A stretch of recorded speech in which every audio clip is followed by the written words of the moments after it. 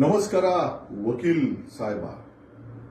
ಏನೋ ಜನರು ಒಳಿತಿಗಾಗಿ ಜನರನ್ನೆಲ್ಲ ಈ ಧರ್ಮಸ್ಥಳ ಹತ್ಯಾಕಾಂಡ ಕಡೆ ಜನರ ಗಮನ ಬರಂಗ್ ಮಾಡಿ ಜನರನ್ನ ಧ್ವನಿಯನ್ನ ಸರ್ಕಾರದ ಮೇಲೆ ಒತ್ತಡ ಏರಿ ಧರ್ಮಸ್ಥಳದಲ್ಲಿ ಅನ್ಯಾಯವಾಗಿ ಕಿಡ್ನಾಪ್ ಆಗಿ ರೇಪ್ ಆಗಿ ಅನಾಮಯವಾಗಿ ಹೂತು ಹಾಕಿರೋ ಹೆಣಗಳನ್ನ ತೆಗ್ಸಕ್ಕೆ SIT ಏನೋ ರಚನೆ ಏನೋ ಮಾಡಿದ್ಯಾ ವಕೀಲ್ ಸಾಹೇಬ? ಹೌದು,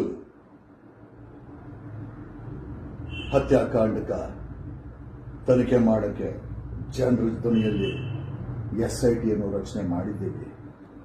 ನೀನು ಆ ದೇವಮಾನವ, ಅವನ ಗ್ಯಾಂಗು, ಅವನಿಗೆ ಸಹಕಾರ ಕೊಡ್ತಾ ಇರುವಂತ ಎಲ್ಲ ಮಂತ್ರಿಗಳು ಜೈಲ್ಗಂತೂ ಹೋಗೇ ಹೋಯ್ತಾರೆ.